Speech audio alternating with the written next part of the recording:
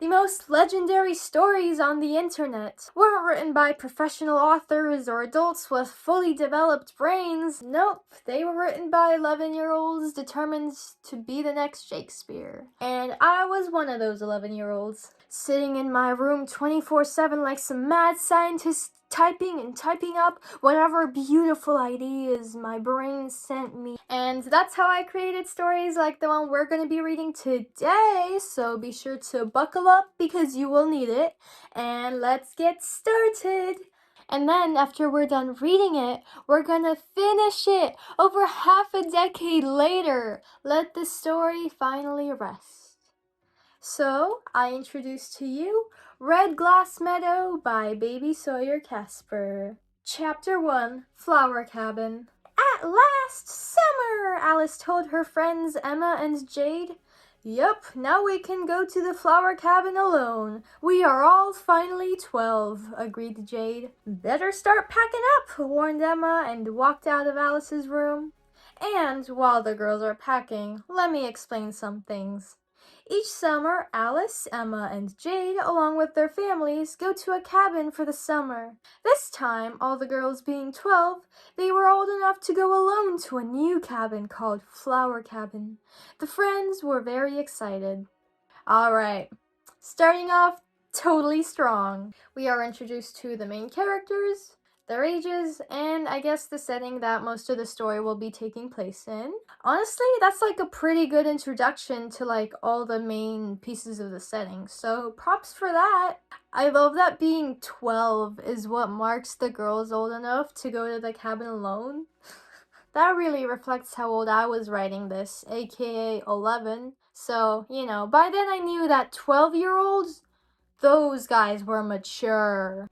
2 days later, Alice, Emma, and Jade were all packed up near Jade's dad's car, who was gonna take them to the cabin and back home. They all sat down in the car. When they started to move, all were looking out the windows, waving at their families. After an hour in the car, they finally arrived. The gorgeous cabin was green, with huge pink flowers drawn all over the walls. Obviously, Flower Cabin. The girls took their stuff out of the car, and Jade's dad drove away. The girls invited themselves into the cabin. It was even prettier on the inside. The walls painted lime. The rooms looked huge and bright. After they all picked their rooms and unpacked their stuff, they went to explore outside. Dude, Jade's dad has my fucking respect for driving them all the way out there. An hour drive there and back with just for no reason? That's crazy. In this economy? What about gas prices, guys? And I also like how it immediately cuts from the girls starting to pack to 2 days later when they are packed up and ready to go. It makes it seem like they were packing for those 2 whole days. And I don't think that's happened. Anyways, on to chapter 2, Finding Secrets. Because these chapters in this story are like half a page long each. Chapter 2, Finding Secrets. After 10 minutes of exploring, Emma found a bike trail and decided to try it out and ride her bike a bit. When she started the trail, Emma realized she had no control of the bike. It was riding by itself, taking her somewhere. At first, of course, Emma panicked. But then curiosity took over her when she saw a weird light red fog in the distance and waited for the bike to stop. 10 fucking minutes of exploring? Are we serious? Whatever. Weird red fog in the distance, and she's being led there by a possessed bike. The stakes are up. Let's keep reading. And it did stop, right before the start of the fog and a log blocking the way of the path. The way passed a sign saying Red Glass Meadow in beautiful letters and shades of red. Not wanting to do any more of this without her friends, Emma turned back her bike and realized it was taking her again, this time to the cabin.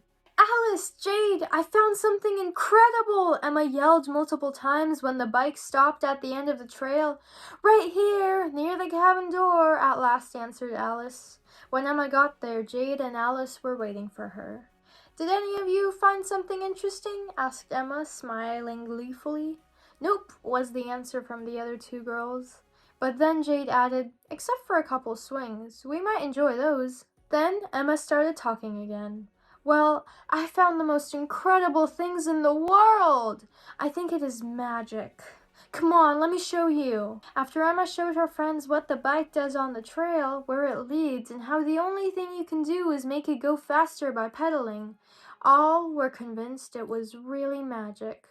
So many of my old stories were about magic, and it is just so endearing. I used to wholeheartedly believe in fairies and that someday I would find the portal to the fairy world and befriend all of them. I don't know. I would have been in awe and fully believing everything right next to them, so I can't even blame them for taking 2 minutes to be convinced that magic is real. Anyway, that's the end of chapter 2. Now we are on to chapter 3, Exploring Red Glass. Should we go in? Nervously asked Alice. I will go. It is pretty there. Anyone with me? Asked Jade. I'll go, Emma joined hesitantly. Same with me, Alice chimed in. They mean the red fog in case it wasn't obvious, because for some reason I described them going on the way there, but not really when they actually get there and are standing in front of this wall of fog now and are wondering if they should go in, which I don't get why they're so compelled to do so. Magical bike trail, but what if it's an evil magical bike trail? Have they thought about that, guys? Have they thought about that? Let's just hope the red fog is not poisonous, remarked Jade as she stepped over the log. Nope, it's not, she concluded, walking further and further. The other two girls hurried over to her. The path was straight and simple, made out of shiny red bricks. After a couple minutes of silent walking, Jade broke the silence. Oh my god, I feel so excited, she yelled, waving her arms in the air like crazy. Yes, maybe not as much as you are, but yes, agreed Alice. Emma excitedly nodded, her eyes shining bright. Oh, look, the end of the fog! Race you there! Her last one is a stinky egg, someone said, and they all started to run to the end of the fog. Once they reached the end, all their excitement was suddenly gone. They were looking at a... And that's all I wrote. I stopped mid-fucking sentence. I'm so pissed at myself because literally, about the story, I don't remember anything. I remember, it was supposed to be a series about this is Red Glass Meadow, and then it would go through all the colors, like orange and yellow, and the fog is, supposed to affect your emotions. In this case, it made you excited, and then orange would make you sleepy, and then yellow would make you, I don't know. Anyway, so yeah, that, what we just read, is all I have to go off of in order to write the ending down and finally finish this story. This is gonna be a hard one, but that's fine. What makes this a little bit harder almost is the fact that the meadow and the fog around it is supposed to somehow reflect the color of the installment, aka red, and I just don't know how to incorporate that well right now. However, we are brainstorming, especially excitement as the emotion. Anger would have been easy because it's an out of character emotion, or really easy to escalate into a conflict, but excitement, that's common in 12-year-old girls on a camping trip, I feel like. What I was thinking was a single huge glass building with maybe glass flowers or general glass detailing around it. Finally, it all makes sense to me. Let's write it out. Alrighty, let's read the finished version of Red Glass Meadow. We will be starting off exactly where we left off. Once they all reached the end, all their excitement was suddenly gone. They were looking at an architectural accomplishment anybody older would have appreciated a lot more. The circus tent loomed over them, unnoticed prior to them exiting the fog due to their shenanigans. It didn't look haunting, though, just different in a way that none of the girls had ever seen before. Every wall, every roof, even the flag set squarely at the top was composed entirely of pristine, see-through, red-tinted glass. Silence hung over seemingly the whole lot of land enclosed by the mysterious fog of matching color. There was an air of grandeur as the girls all found each other's hands and held each other lightly as they stared up, taking it all in. Emma awakened from the trance first with a jerk of instinct to run back to the cabin. No matter how beautiful this place seemed, something just felt off. However, Jane and Alice tightened their grip on her without even moving their eyes off the tent. The way it reflected the sunlight decorated the otherwise regular meadow, and hell, even just unapologetically stood despite being so out of place. It was hypnotizing. Emma kicked both of her friends in a mid-attempt to get them to wake up. Her heart was racing in disbelief from the way their hands tightened so hard around hers. The kicks worked, as both of them were forced to step back in order to not fall, consequently finally looking away from the majestic building. "Guys, what the fuck is that?" Jane Whisper shouted to them, emphasizing the swear words she'd rarely said before. The intensity lingered on her tongue as the three best friends huddled closer in fear. They sent glances back up at the building very sparingly in fear of getting pulled in again. It was made of nothing but red-tinted glass, leaving it with a somewhat boring scheme, but the simulated tent folds and simply the height of the construction was remarkable. The tiny skiffs and imperfect surfaces that appear all over regular cloth circus tents were captured impossibly perfectly with a medium as untamable as glass. The inside could not be seen from the outside. "I think we should leave," Emma finally said. The other two girls nodded, and they turned to go back through the hanging red fog, to go back to the cabin and stay far, far away from this place. Maybe even call the parents to get picked up or to show them this nightmare. Again, sparing glances were thrown back at the building as if it would move if not under supervision as the trio started back towards the fog. As soon as they stepped over the boundary and let the colored cloud invade their nostrils, all the fear and nerves suddenly dissipated. Smiles returned and hands were let go of as they looked at each other and started guffawing at the experience. They stood right beside the border of the fog closest to the circus, looking at it. "God, why were we so scared of that thing?" Jade laughed and pointed at the silly building, her hand exiting the fog just barely. "That was dumb of us. So dumb of us," Emma agreed and mocked what they were acting like by feigning a dramatic scream. She joined in once again on the laughing. You know, Alice said with a sparkle in her eye. "We should go back and properly explore it," Alice called out, gently pushed the two girls and sprinted back to the building. She got to 4 strides before stopping in her tracks and twisting around to the other girls, concerned. "Why did I come back after being so goddamn terrified and sure I wanted to leave? But why was I terrified?" Alice wondered aloud, watching the others walk up to her. Her heart slowed down from the rapid speed it seemed to acquire while within the fog, but still she turned back to the circus and took another step. "Yeah, this is cool. We should explore it," Alice told the girls, if not just to convince herself. She took them again by the hands and they didn't fight.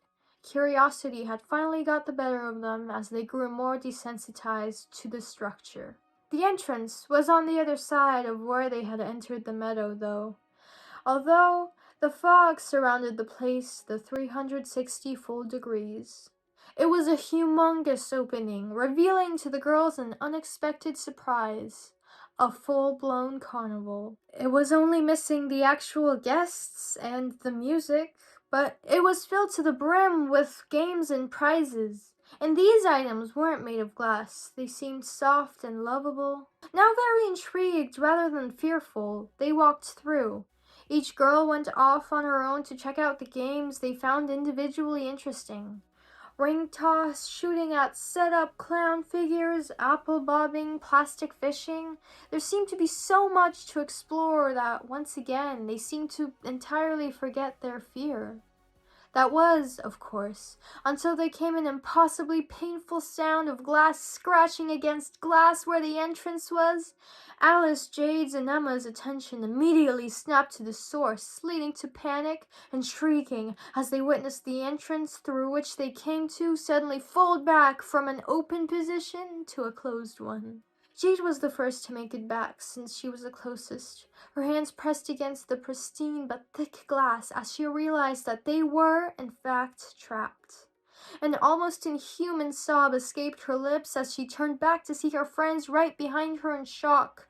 They walked over and the three of them together tried pushing against the wall, yet it was all futile. Somehow, the circus had managed to lure them inside with its dumb, stupid games. Tears streamed down Emma's eyes as she reflected upon the last half an hour of her decisions, which ended with her being here. She recklessly pounded on to where the entrance had been, not caring in the slightest about the horrible pain shooting through her hands.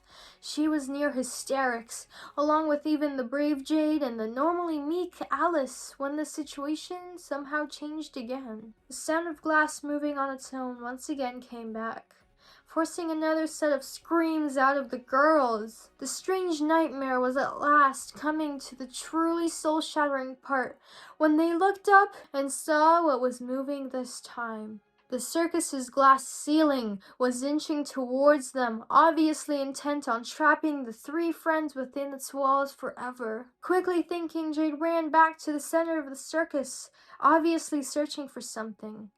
At last she found the whack-a-mole machine with a heavy metal hammer attached by a single string. She pulled at it with her entire weight, falling back and smacking herself in the knee with the hefty item quite badly.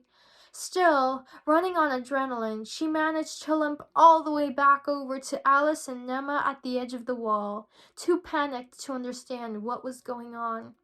Jade raised the hammer over her head and brought it down against the glass as hard as she could with a primal scream of rage and survival.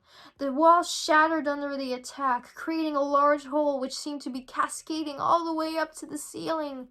The girl dropped the hammer and grabbed her fellow terrified friends, carelessly dragging them out of there before the circus entirely collapsed. When it registered that they were no longer in danger, theoretically, all the strength left her legs, and Jade at last fell to the ground, sobbing at the aching knee she hit. This time it was Emma and Alice, who picked her up, laced her arms around their shoulders, walking around the god-forsaken building to where they had originally entered the field. The red fog was still there, but even its powers were not strong enough to excite the girls into more exploration or danger. They breathed heavily as they walked through the entire path until the log finally came into view, arousing another round of pain sniffles at the idea of safety. They stepped over the log, letting the hurt Jade onto the self-driving bike, and walked alongside her, all holding each other's hands. Flower Cabin came into view, and the clearing began to seem so far behind, but they all wordlessly confirmed to each other that this was real, and this was something they will never truly leave behind. And that's it! Endings are so hard to do, I swear. I just had to rewrite the ending because it got a little too specific, and the winding down, it went a little too far, and I was like, no, that's not gonna work. It's a mid product, but hey, for something that didn't take too much crazy brain power, I feel like I really liked the final product. I was able to incorporate both the fog and the circus as being magical and strange. It was a pretty freaky story. I was not expecting this to turn into a horror story. I thought when I was just brainstorming that it would be yet another fairy story, as the many ones I'd written before. 11-year-old me would have certainly not come up with a horror movie concept for this one. If you have any more questions or comments about the story, be sure to leave them down below because I would love to answer those. I read all my comments, guys. I promise. And otherwise, that's going to be it from me today. Thank you so much for watching. Thank you so much for clicking on this video and going all the way to the end. You're my light. You're my goat. Make sure to like and subscribe as well because I have so many stories. I have so many stories, guys. So you're gonna want to stay for literally all of them because they're all like even better than this one even. Bye! Bye bye!